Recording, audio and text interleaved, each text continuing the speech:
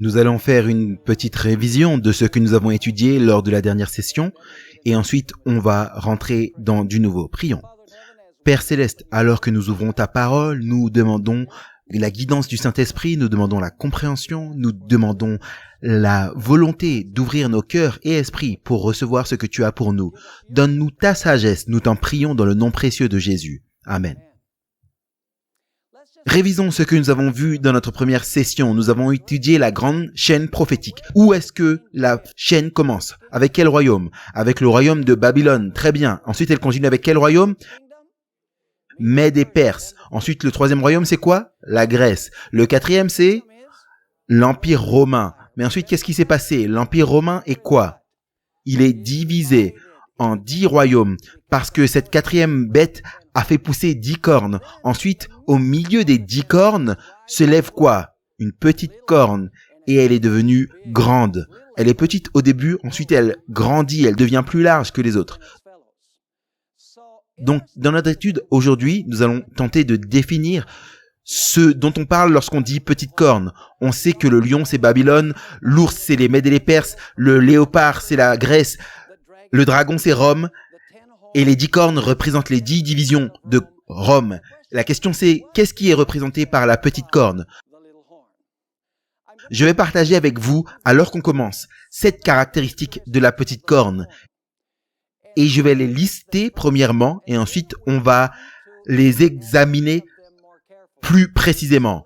Allons dans les 7 caractéristiques premièrement, et ensuite on va amplifier chacune d'entre elles. Numéro 1, la petite corne s'élève après que les 10 cornes soient là. Donc on sait quand est-ce que la petite corne va se lever. Elle doit se lever après que les 10 cornes soient complètes. Après que l'Empire romain soit divisé, en d'autres termes. Caractéristique numéro 2. On sait que la petite corne doit être une puissance qui s'élève dans Europe de l'Ouest, plus précisément à Rome. Et vous dites pourquoi à Rome? Parce que la quatrième bête représente Rome et la petite corne s'élève de la tête de la quatrième bête. Donc la quatrième bête, en un certain sens, doit être romaine. Elle s'élève en Europe de l'Ouest et plus spécifiquement à Rome. La troisième caractéristique, c'est que la petite corne déracine 3 des 10 cornes. Donc on doit chercher dans l'histoire où est-ce que la petite corne a déraciné 3 divisions de l'Empire romain. Les 4 dernières caractéristiques se trouvent dans Daniel 7, verset 25. On trouve là, dans ce verset, les mots suivants. Il prononcera des paroles contre le Très-Haut. C'est la caractéristique numéro 4. Ces paroles sont définies dans Apocalypse 13, qu'on va étudier demain, si Dieu veut. Elles sont définies comme étant des blasphèmes. Les grandes paroles ou les paroles pompeuses, c'est du blasphème. La 4e caractéristique, c'est que la petite corne prononce des blasphèmes. La 5e caractéristique est exprimée dans le verset 25. Il prononcera des paroles contre le Très-Haut.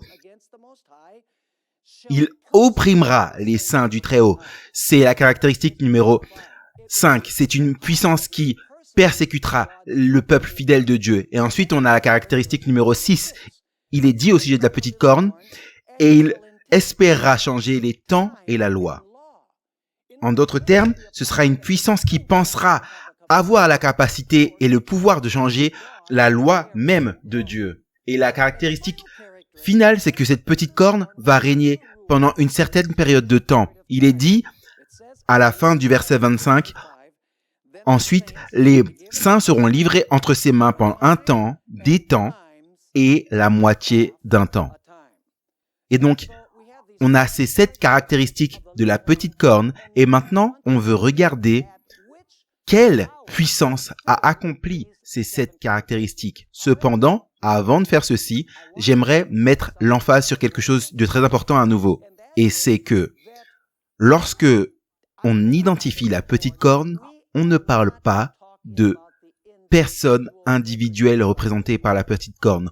La petite corne représente une organisation religieuse apostate. En d'autres termes, elle représente un système apostat de religion. Ça ne veut pas dire que tous ceux qui appartiennent à cette religion sont apostats. Ce que cela signifie, c'est que le système lui-même est un système apostat et sa condition est irréversible. Ça veut dire qu'il ne va pas changer selon la prophétie biblique. Mais dans ce système, il y a beaucoup de personnes sincères qui aiment le Seigneur Jésus de tout leur cœur. Elles servent Jésus avec leurs meilleures possibilités selon la connaissance qu'elles ont. J'aimerais vraiment clarifier cela. Donc on dit, qu'est-ce qui est représenté par la petite corne? Quelle organisation religieuse apostate est représentée par la petite corne?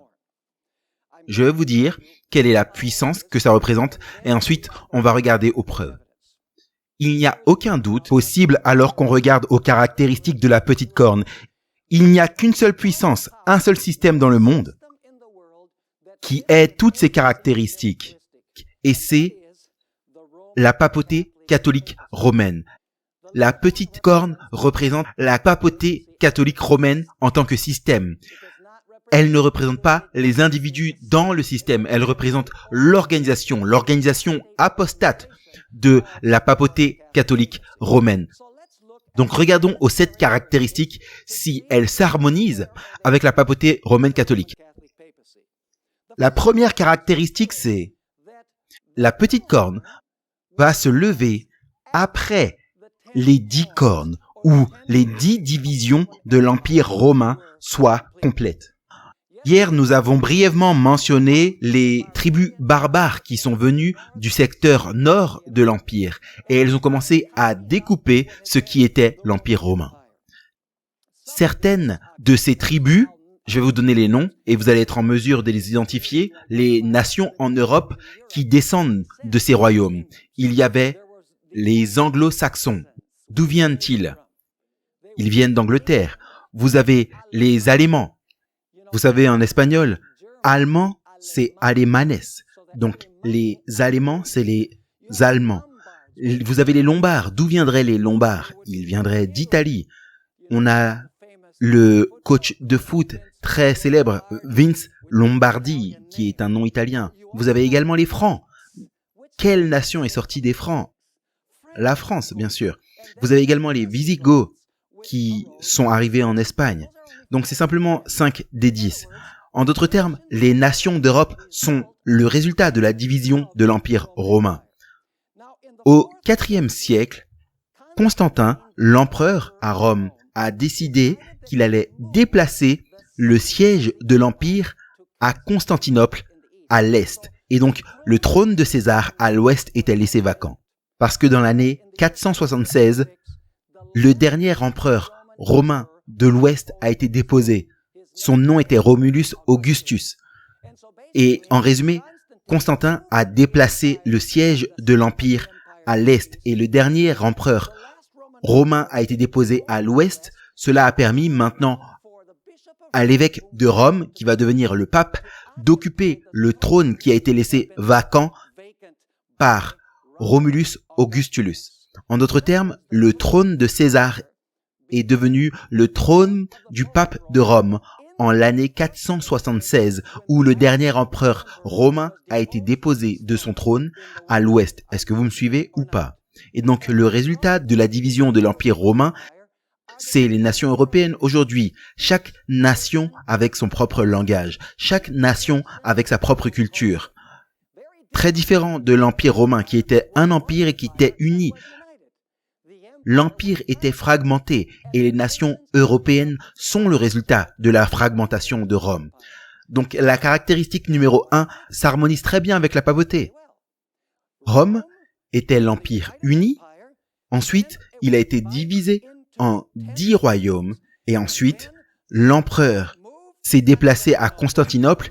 Le dernier empereur a été déposé et cela a permis au pape catholique romain de venir et d'occuper le trône qui avait été occupé par César. La petite corne s'est assurément élevée après que les 10 cornes soient complètes et en place. En termes de géographie, c'est la deuxième caractéristique. Où est-ce que la petite corne s'est levée? Manifestement, elle s'est élevée en Europe de l'Ouest parce que les 10 cornes représentent les nations de l'Europe de l'Ouest. Mais plus spécifiquement, ce serait Une puissance romaine, parce que la petite corne s'est levée de la tête de la quatrième bête, et la quatrième bête, c'est Rome. La question c'est, est-ce que la papauté est une puissance romaine? Regardons aux caractéristiques. Premièrement, quel est le nom de l'Église? L'Église romaine catholique. Quelle est sa location géographique?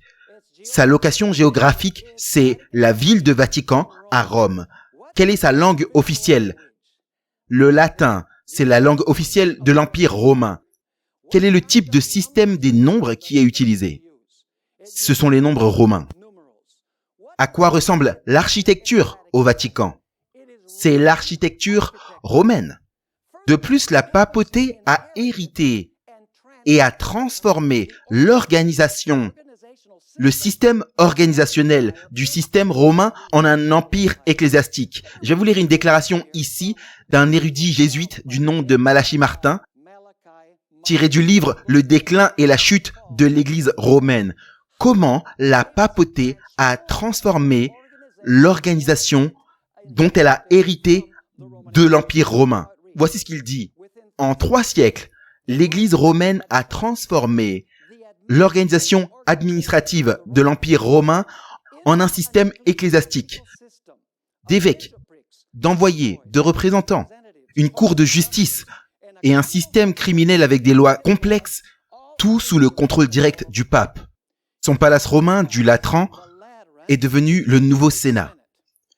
Les nouveaux sénateurs étaient qui? Les cardinaux, les évêques qui vivaient à Rome et les prêtres et les diacres aident le pape à administrer ce nouvel imperium, en d'autres termes, ce nouvel empire. Donc, est-ce que la papauté a hérité l'empire de la Rome ancienne? Assurément. C'est une puissance romaine. De plus, beaucoup des croyances et des pratiques de l'Église catholique romaine sont héritées de l'empire romain païen. Parmi ces pratiques païennes, par exemple, se trouvait le jour du soleil. En d'autres termes, le dimanche était le jour d'adoration qui est venu par l'ancien empire romain. En réalité, la première loi du dimanche a été proposée par Constantin dans l'année 331. C'était un païen à cette époque. Et bien sûr, plus tard, en 336, dans le concile de Laodicée, cette loi particulière du dimanche est devenue une loi religieuse du dimanche. Parce qu'au début, c'était une loi civique et ensuite elle est devenue une loi religieuse. Peut-être que vous ne saviez pas que le nom suprême pontife ou sumo pontifex, comme on dit en Espagne, est une importation directe du nom qui a été donné aux empereurs romains. Le nom qui était donné aux empereurs romains était Pontifex Maximus, l'empereur romain suprême. Et c'est exactement le nom qui est donné au pape aujourd'hui. En d'autres termes, il a hérité du nom même qui était donné au César. Maintenant, j'aimerais que vous puissiez voir quelques citations des historiens. Les historiens nous disent clairement que la papauté catholique romaine s'est levée de Rome. Elle a pris la place de Rome, géographiquement parlant.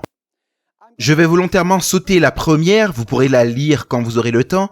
Je vais lire les 2 suivantes. Celle qui vient de W.F. Berry et l'autre qui vient d'Adolphe Harden. Regardez ce qui est dit par W.F. Berry. Si nous étendons notre vue au-delà des ruines de l'Empire romain d'Occident, le spectacle que nous rencontrons de chaque côté est tel. La Pax Romana a cessé. La paix romaine a cessé. C'est la confusion universelle. Mais partout où un évêque tient son office, la religion protège tout ce qui reste de l'ordre ancien. Et maintenant, regardez ça.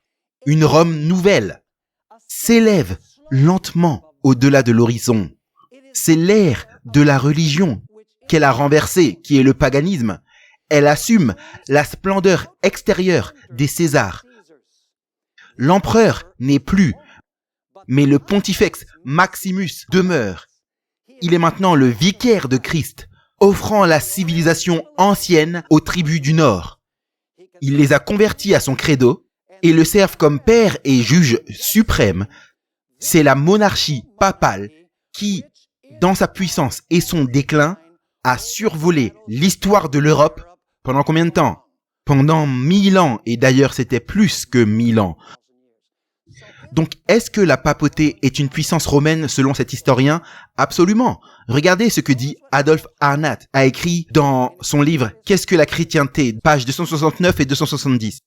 De cette façon, l'Église romaine s'est secrètement hissée à la place de l'ancien empire mondial romain, dont elle est en réalité la continuation actuelle. L'empire n'a pas péri, mais n'a subi que quoi? Une transformation. C'est une création politique. Et elle est aussi imposante qu'un empire mondial, parce qu'elle est quoi? La continuation de l'empire romain. Le pape, qui se nomme roi et pontifex Maximus, est le successeur des Césars. Maintenant, laissez-moi vous demander, est-ce que la petite corne est une puissance romaine? Assurément. Elle vient de la tête du 4e royaume, qui est Rome. Une fois que les 10 royaumes sont là, la petite corne se lève, cette corne romaine. La 3e caractéristique que nous connaissons, c'est que cette petite corne va déraciner 3 des 10 cornes, ou 3 des 10 royaumes. Maintenant, les 10 royaumes étaient complets en 476. En d'autres termes, en 476, lorsque le dernier empereur romain a été déposé, l'empire romain a été divisé en 10 royaumes. Mais il y a un problème qu'avait la papauté après l'année 476, et c'est que il y avait 3 des 10 royaumes qui n'étaient pas d'accord avec la théologie de l'Église romaine catholique. Particulièrement, ils croyaient que Jésus-Christ était un être créé. Ils ne croyaient pas que Jésus était le Dieu éternel. Ces 3 royaumes étaient les Hérules, les Vandales et les Ostrogoths. Et donc la papauté était désireuse de déraciner ces 3 royaumes rebelles, 3 des 10 royaumes. Et donc, ce qui s'est passé, c'est que le pape a encouragé Théodoric des Ostrogoths à attaquer Odoacre, le roi des Hérules, car les Hérules étaient un des royaumes rebelles à la papauté.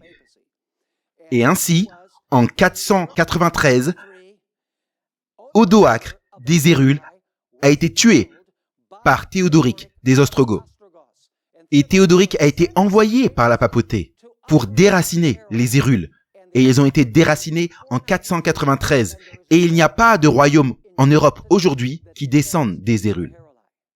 Ensuite, vous avez un second royaume qui était rebelle, les Vandales.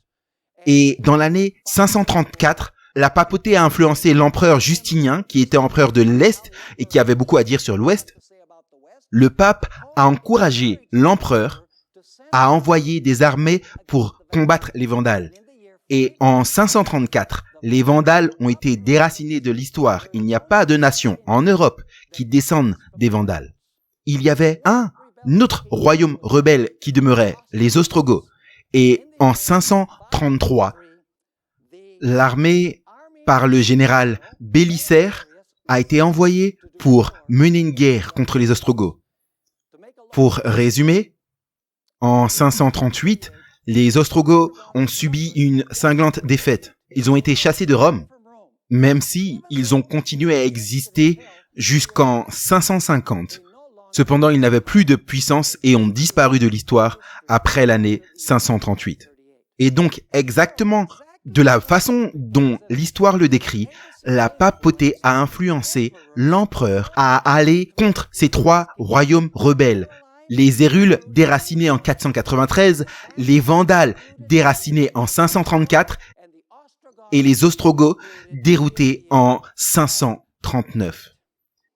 J'aimerais que vous puissiez remarquer la déclaration qui a été faite par l'empereur Justinien concernant le pape. Il écrit une lettre au pape Jean. Par conséquent, nous nous sommes exercés, c'est les empereurs, à unir tous les prêtres de l'Est et à les assujettir à votre sainteté, parce que vous êtes la tête de toutes les églises et nous nous exercerons de toutes les façons, comme je l'ai dit précédemment, à augmenter l'honneur et l'autorité de votre siège. Qu'est-ce qui est important concernant cette citation? Ce qui est important, c'est que l'empereur dit que vous êtes la tête de toutes les églises et l'État va mettre tous ses efforts pour s'assurer que tout le monde puisse vous obéir comme tête de toutes les églises. Depuis quand est-ce que l'État est supposé garantir l'unité de l'Église et l'obéissance des gens membres de l'Église? C'est intéressant de remarquer la caractéristique numéro 4. Est-ce que vous êtes OK avec les 3 premières caractéristiques? La papauté est-elle une puissance romaine? Oui. Est-elle montée au pouvoir après la division de l'Empire romain? Oui. A-t-elle déraciné 3 des 10 royaumes? Oui, assurément. Maintenant, la 4e caractéristique, c'est que la petite corne va proférer des paroles blasphématoires contre le Très-Haut. On doit reconnaître que la Bible interprète elle-même c'est quoi le blasphème. Vous savez, la plupart des gens disent que le blasphème, c'est quelqu'un qui lève son poing en défiance contre Dieu, ou un athée qui dit que Dieu n'existe pas, ou qui utilise des insultes pour parler de Dieu. Ça, c'est la définition qu'on fait du blasphème aujourd'hui. Mais on doit autoriser la Bible à définir le blasphème, pas le dictionnaire au XXIe siècle. Comment est-ce que la Bible définit le blasphème? Eh bien, elle le définit de 2 façons. La première, c'est blasphémer signifie lorsqu'un simple homme prétend avoir la puissance de pardonner les péchés.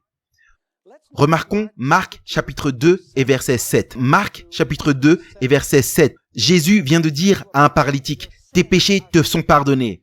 Et bien sûr, les Juifs étaient fâchés parce qu'ils disent que Jésus n'était qu'un simple homme. Et ils disent, « Cet homme profère des blasphèmes. Qui peut pardonner les péchés si ce n'est Dieu ?» Et regardez ce qu'on trouve dans Marc chapitre 2 et verset 7. Pourquoi cet homme prononce-t-il ainsi des blasphèmes? Qui peut pardonner les péchés si ce n'est Dieu seul? Et laissez-moi vous demander, est-ce que l'Église catholique romaine prétend avoir le pouvoir de pardonner les péchés? Allez dans les cathédrales et les églises romaines et vous allez trouver des confessionnals partout. Les prêtres reçoivent la confession des sujets de l'Église. Et ils disent d'ailleurs qu'ils ont la puissance de pardonner les péchés des pénitents.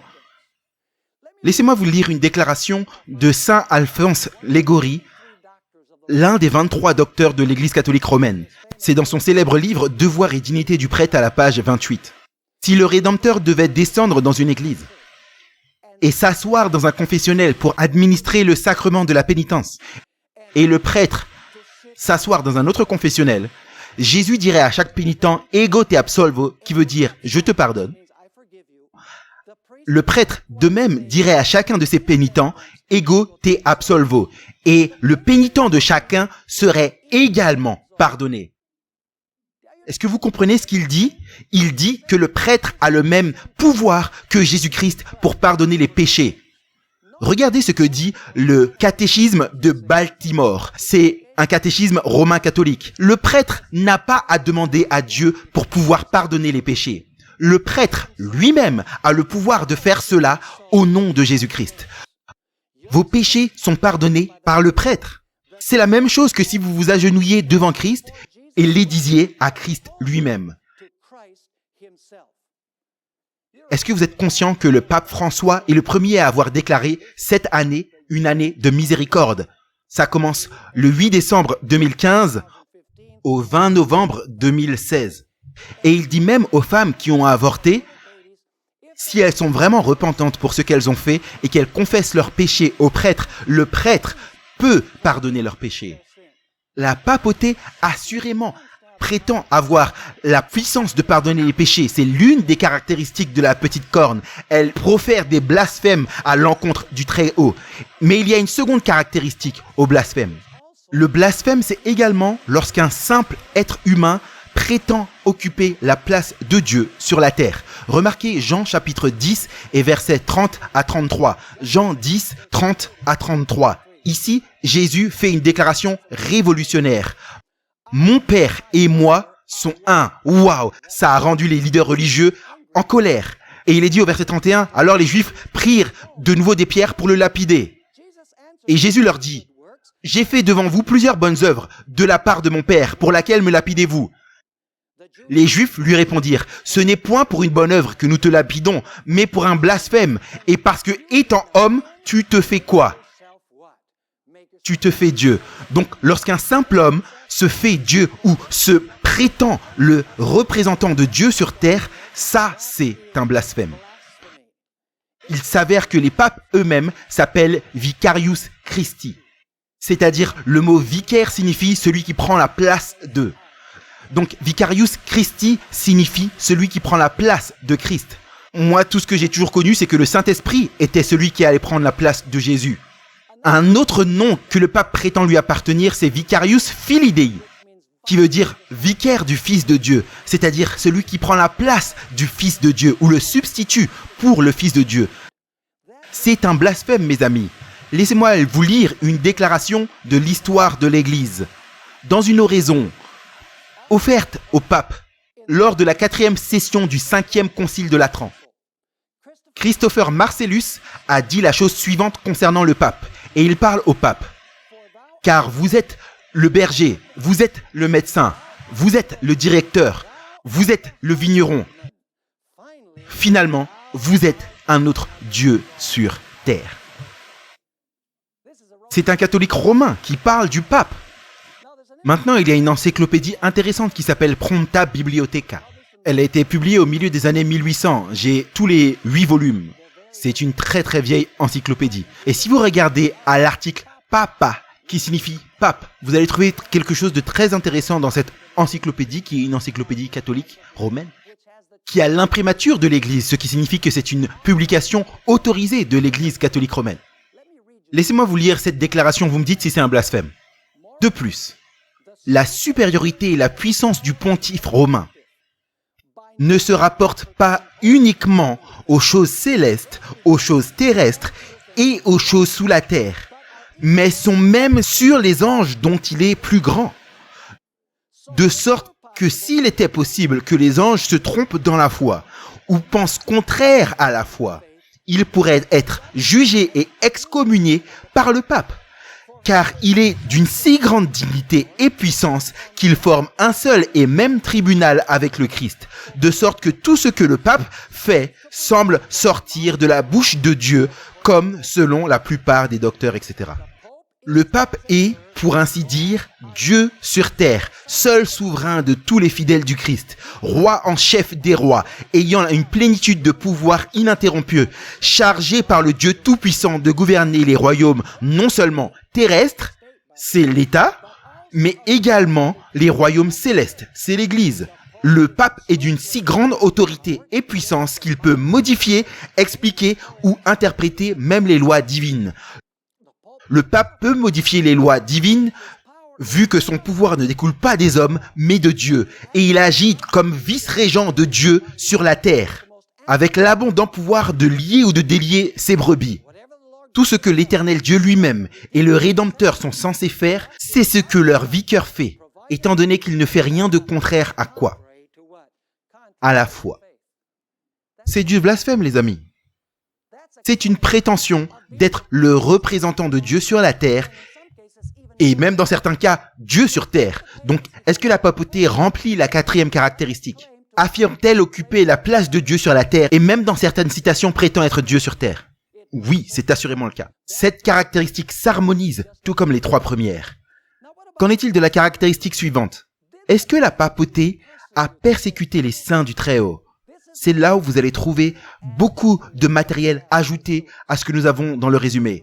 Laissez-moi premièrement lire ce qui a été dit par Thomas d'Aquin, l'un des plus grands théologiens, si ce n'est le plus grand théologien de l'histoire de l'Église catholique romaine. Il a écrit ceci. « Mais pour ce qui concerne l'Église, c'est la miséricorde, dans le but de la conversion de ceux qui errent, et par conséquent, elle ne condamne pas du premier coup, mais après la première ou la deuxième admonition, comme l'apôtre l'enseigne.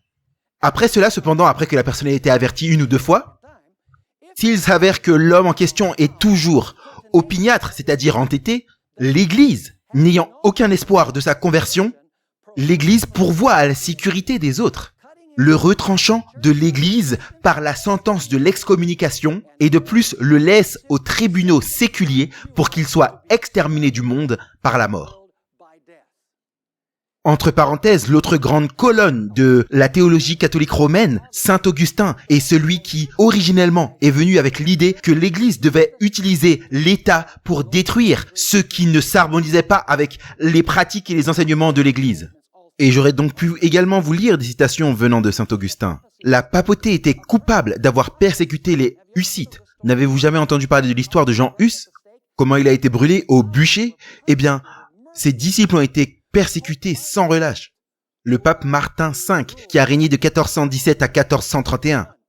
En 1429, il a écrit une lettre au roi de la Pologne.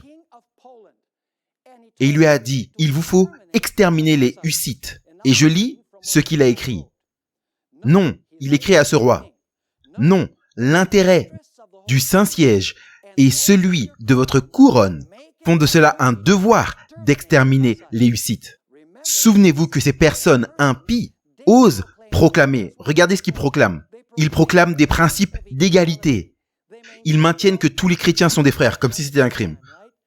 Et que Dieu n'a pas donné à des hommes privilégiés le droit de diriger la nation. Ils disent que Christ est venu sur la terre pour abolir l'esclavage. Ils appellent les peuples à la liberté. C'est donc une annihilation des rois et des prêtres. Alors qu'il reste du temps, tournez vos forces contre la Bohème. C'est là qu'étaient les Hussites. Brûlez, massacrez, faites des déserts, car rien ne peut être plus agréable à Dieu et plus utile pour la cause des rois que l'extermination des Hussites. Ça, c'est un pape catholique romain qui écrit au roi de la Pologne. Qu'en est-il de la persécution contre les Vaudois? Au XVe siècle, en 1487, le pape Innocent VIII, soit dit en passant, il n'était pas vraiment très innocent, a proclamé une bulle qui est une lettre personnelle contre les Vaudois. Dans la bulle, le pape fait référence aux Vaudois comme cette secte malicieuse, abominable et maligne. Et il dit que s'ils refusent d'abjurer, c'est-à-dire de révoquer, ils doivent être écrasés comme des serpents venimeux. On peut oublier le fameux massacre du Piémont. Soit dit en passant, j'ai été là-bas, dans cet endroit même dont je vais vous parler maintenant. 1655, le 25 janvier 1655, le duc de Savoie a publié un édit contre les Vaudois. Il a dit soit ils doivent se convertir, soit quitter les vallées et avoir leurs propriétés confisquées. Et s'ils ne se convertissent pas, ils seront sujets au décret de mort. Et j'aimerais vous lire une déclaration d'un livre très précieux que nous avons ici à Secret and Sealed, Hérésie, Colon et l'Inquisition, écrit par Salim Abbas, un vieil ami. Il est mort il y a quelques années, mais c'était un chrétien très engagé. Il a écrit ceci. Le 17 avril, 15 000 soldats ont envahi les vallées du Piémont. Des milliers de Vaudois ont été tués et mis en esclavage. Des centaines en mesure de s'échapper dans les endroits les plus reculés des montagnes ont été capturés et jetés par-dessus la falaise du mont Cataluso, près de Torre Pellis. J'ai été là-bas. J'ai été à cette falaise où ils ont jeté des douzaines de Vaudois parce qu'ils n'étaient pas d'accord avec les enseignements et les pratiques de l'Église. Qu'est-ce qu'on pourrait dire au sujet du massacre de la Saint-Barthélemy qui a eu lieu le 24 août 1572, orchestré par le pape Grégoire XIII, au son de la cloche? Les Huguenots, en France, ont été tués sans pitié. 70 hommes, femmes et enfants ont péri. Les Huguenots étaient les professionnels de l'époque. Ils étaient ce qu'on appelle la crème de la crème. À la nouvelle du massacre, le pape Grégoire XIII, avec ses cardinaux et autres ecclésiastiques et dignitaires, ont assisté à une longue procession à l'église de Saint-Louis, où le cardinal de Lorraine chanta le Te Deum, c'est-à-dire un hymne de louange à Dieu. Entre parenthèses, une médaille a été frappée pour commémorer le massacre. D'un côté de la médaille, il y a la face du pape Grégoire XIII et de l'autre côté, il y a l'image de l'ange destructeur. Si vous voulez savoir comment fonctionnait l'Inquisition, il vous faut lire ce livre. C'est incroyable de voir comment ce mécanisme persécutait les gens sans pitié, les torturait, simplement parce qu'ils n'étaient pas d'accord avec les pratiques et la théologie de l'Église. L'Inquisition a été établie au XIIe siècle, durant le pontificat d'Innocent XIV, qui a régné de 1241 à 1253. L'Inquisition a été raffinée. Et maintenant, Je vais parler d'une bulle papale qui s'appelle Ad Extirpanda. Elle a été proposée en l'an 1252 par le pape Innocent XIII. Et voici certaines des choses que vous trouvez dans cette lettre particulière du pape. Numéro 1. La torture doit être appliquée aux hérétiques pour assurer la confession. Numéro 2. Ceux qui sont trouvés coupables doivent être brûlés au bûcher. Numéro 3. Ça, c'est le pape qui parle, hein. Numéro 3. Une force de police doit être établie pour servir les besoins de l'Inquisition. Numéro 4. Une proclamation de croisade contre tous les hérétiques d'Italie. Et ceux qui participaient à ces croisades avaient les mêmes privilèges et les indulgences que ceux qui avaient participé aux croisades en Terre Sainte.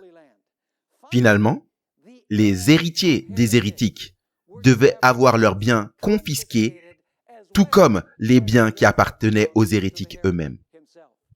C'est intéressant de lire ce que Peter de Rosa, un catholique romain, a écrit dans son livre « Vicaire de Christ », pages 175 et 176. Écoutez ça. Parmi 80 papes, en partant du XIIIe siècle et suivant, pas un seul n'a désapprouvé la théologie et le mode opératoire de l'Inquisition. Au contraire, l'un après l'autre ont ajouté leur propre touche cruelle à l'œuvre de cette machine de mort. Laissez-moi lire une déclaration d'un inquisiteur du XIIIe siècle, Bernard Guillet. Voici ce qu'il écrit. L'objectif de l'Inquisition, c'est de détruire l'hérésie. Il n'est pas possible de détruire l'hérésie à moins qu'on éradique les hérétiques. Et c'est impossible d'éradiquer les hérétiques à moins d'éradiquer également ceux qui les cachent, sympathisent avec eux et les protègent.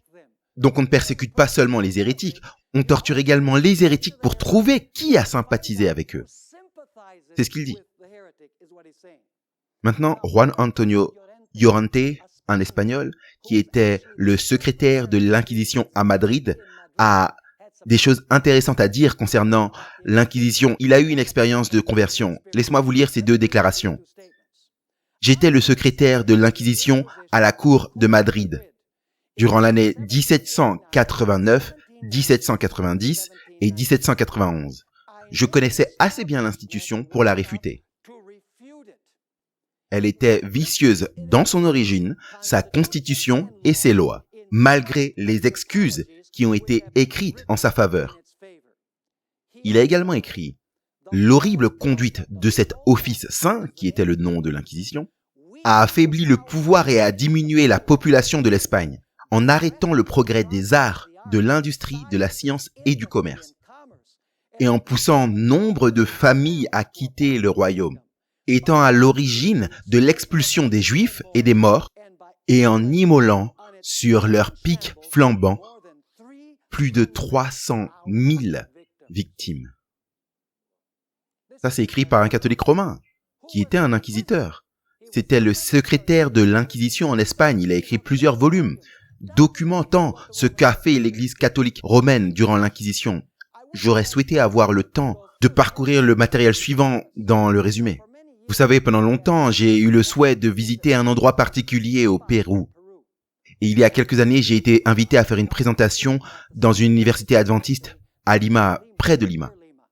Et je voulais donc visiter le palais de l'Inquisition parce que j'avais entendu qu'il y avait une exposition intéressante là-bas.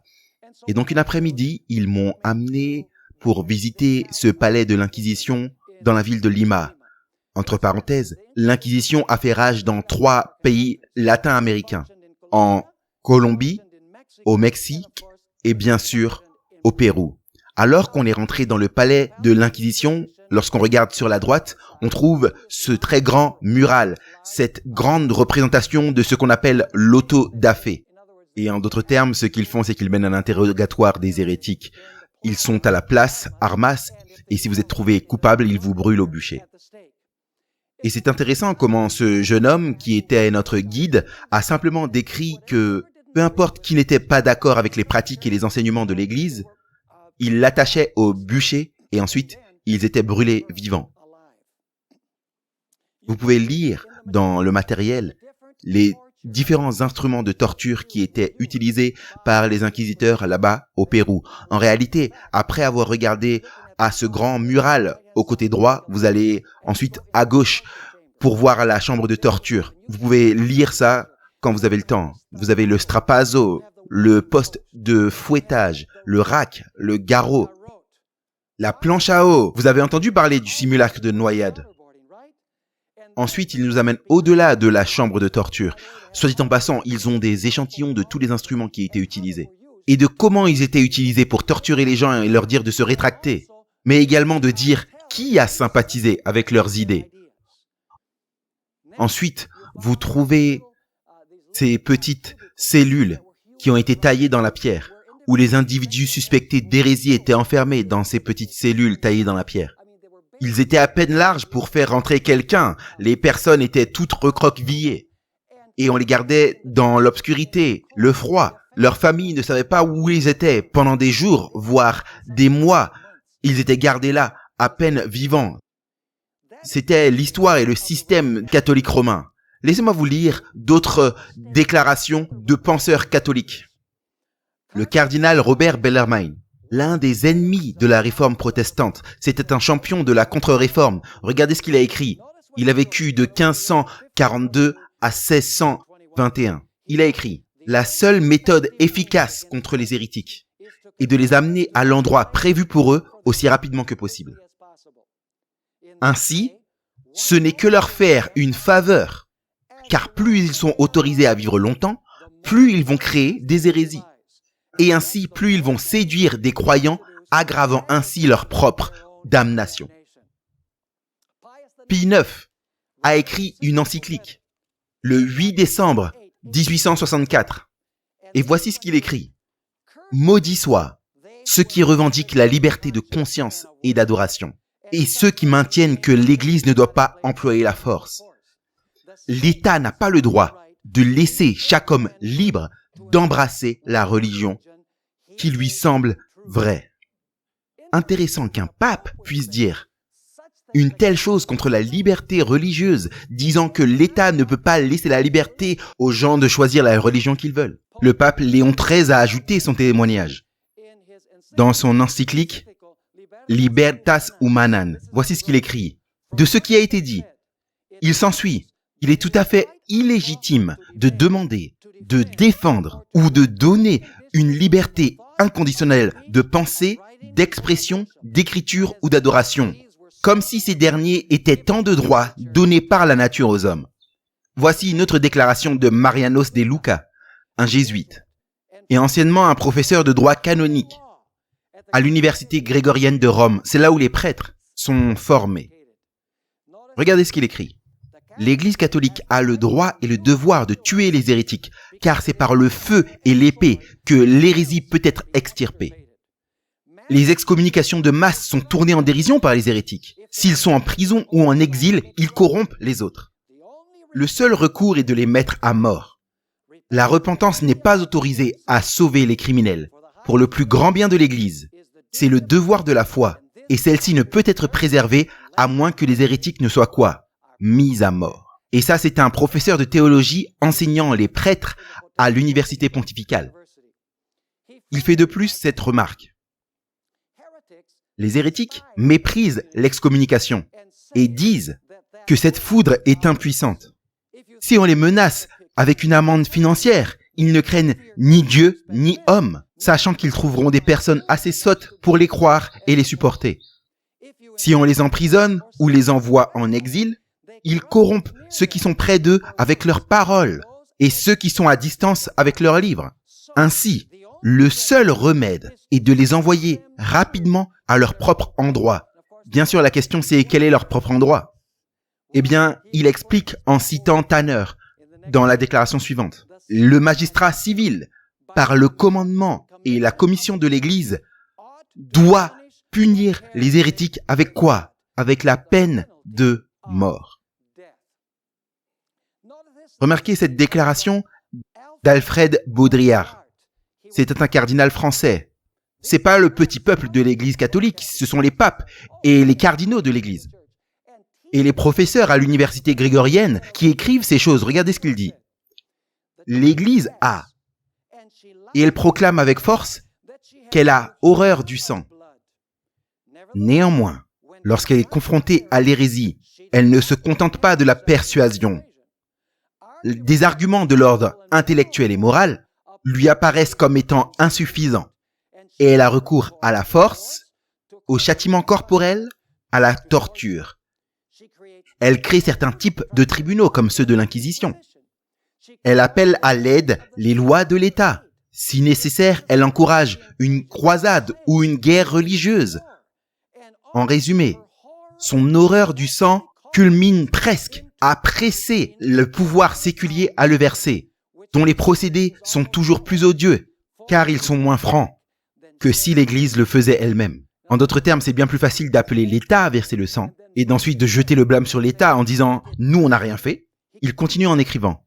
Particulièrement, l'Église a agi ainsi au XVIe siècle, envers les protestants, ne se contentant pas de réformer moralement, de prêcher par l'exemple, de convertir les masses par des missionnaires élégants et saints, elle a allumé, en Italie, aux Pays-Bas et au-dessus de toute l'Espagne, les bûchers funéraires de l'Inquisition.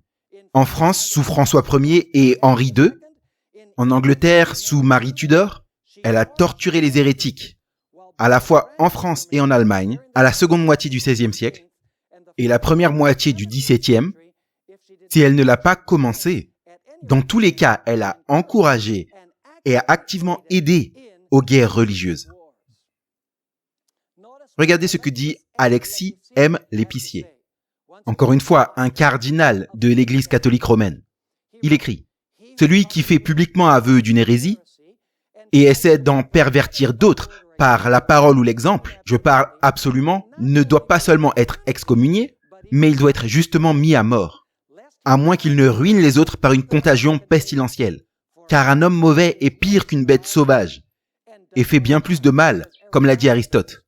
Ainsi, tout comme il n'est pas mal de tuer une bête sauvage qui fait un grand mal, donc il doit être bon de priver de sa vie nuisible un hérétique qui ôte à la vérité divine et complote contre le salut des autres. Est-ce que vous suivez ce qu'il dit? Ce n'est pas une ou deux déclarations qui viennent de petites personnes. Ce sont les papes, les cardinaux.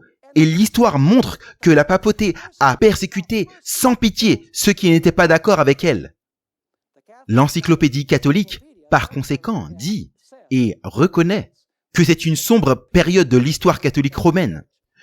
Jugée par les standards modernes, l'Inquisition, tout particulièrement telle qu'elle s'est développée en Espagne, vers la fin du Moyen-Âge, peut être uniquement classifiée comme l'un des chapitres les plus sombres de l'histoire de l'Église. Il y a eu des excuses papales.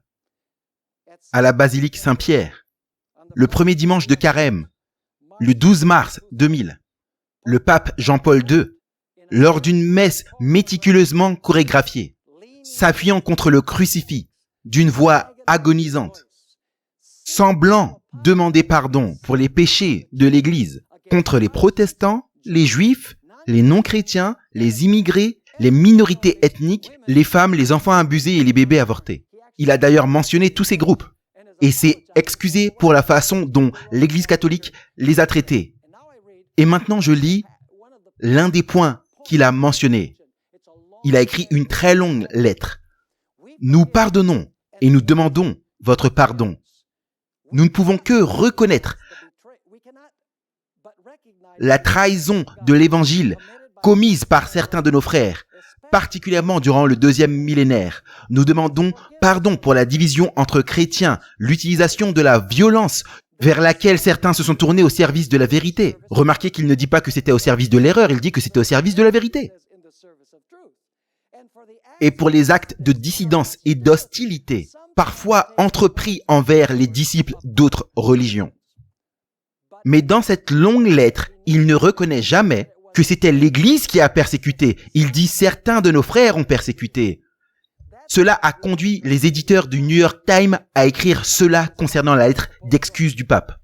Le document aurait dû le mettre en caractère gras que des enfants de l'Église, incluant des papes, des cardinaux et des membres du clergé, et pas seulement des gens sur les bancs, Le pape au Vatican a eu une grande idée que certains brouillent avec une machine à fumer.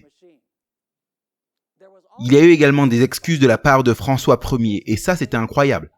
Il a effectué un voyage à Torre Pellice, l'endroit même où les Vaudois ont vécu.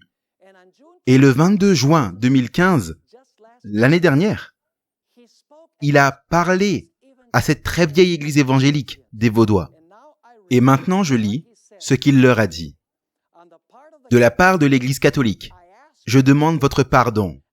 Je le demande pour les attitudes et comportements non chrétiennes et même inhumaines que nous avons démontrés.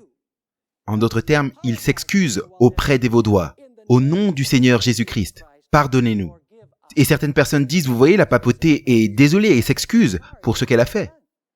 Nous allons étudier un peu plus tard dans notre série que la papauté va agir dans le futur exactement de la même façon qu'elle a agi dans le passé. La prophétie biblique nous dit que cela va se produire. Donc, la façade que la papauté revêt aujourd'hui, comme étant une église qui demande le pardon et qui supplie pour le pardon en disant « Nous sommes désolés pour ce que nous avons fait », n'est qu'un moyen pour la papauté de retrouver la confiance des gens jusqu'à ce qu'elle retrouve ses pleins pouvoirs. Maintenant, on va étudier la caractéristique numéro 6 et on va laisser de côté la numéro 7 pour notre prochaine présentation parce que notre présentation suivante va parler du temps, un temps, des temps et la moitié d'un temps. Donc, couvrons le point numéro 6. Est-ce que la papauté a revendiqué avoir changé la sainte loi de Dieu? Oui, de deux façons. La première indirectement et la seconde directement. Si vous lisez la Bible catholique romaine, vous allez trouver le deuxième commandement tel qu'il est dans les Bibles protestantes. Il est dit « Ne faites pas d'image taillée et ne vous agenouillez pas devant ». Ça, c'est dans la Bible catholique romaine. Mais lorsque vous allez dans le catéchisme catholique romain, ce commandement n'est plus là, il n'est plus dans le catéchisme. Et vous vous dites pourquoi serait-il dans la Bible catholique romaine et pas dans le catéchisme? C'est très simple. S'il était dans le catéchisme, qui est utilisé pour enseigner les enfants afin qu'ils puissent prendre la première communion, s'ils voient ce commandement dans le catéchisme, ils vont dire « Attends un instant, il y a une contradiction ici. Il est dit « Ne faites pas d'image et ne vous agenouillez pas devant ». Pourquoi alors on a tant d'images dans l'Église? Et pourquoi on se prosterne devant elles?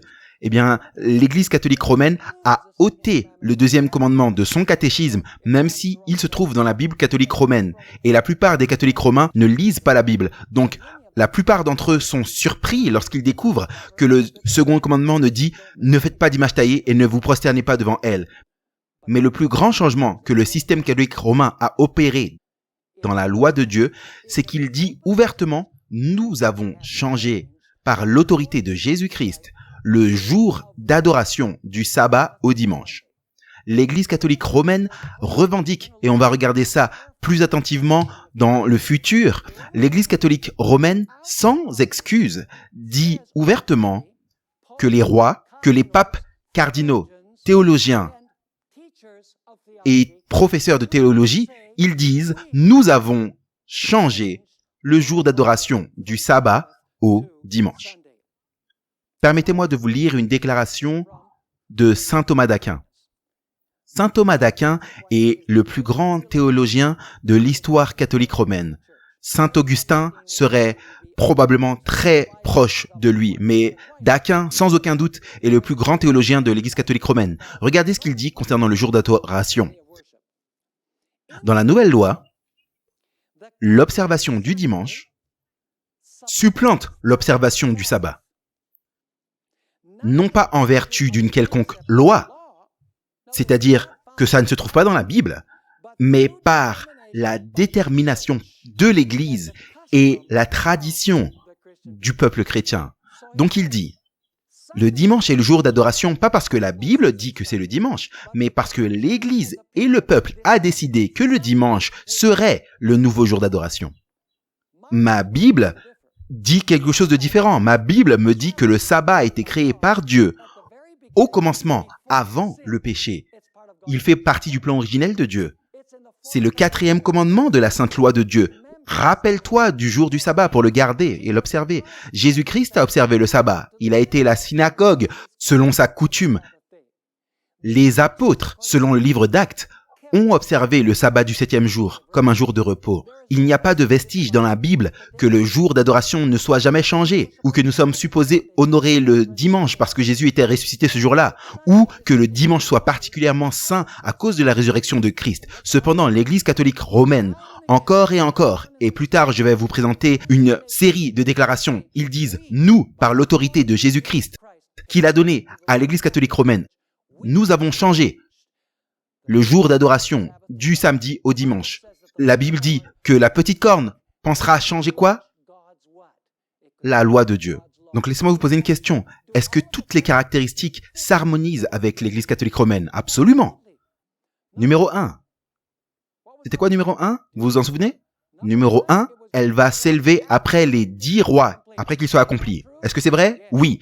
Elle va se lever en Europe de l'Ouest, plus particulièrement à Rome. Est-ce que c'est vrai?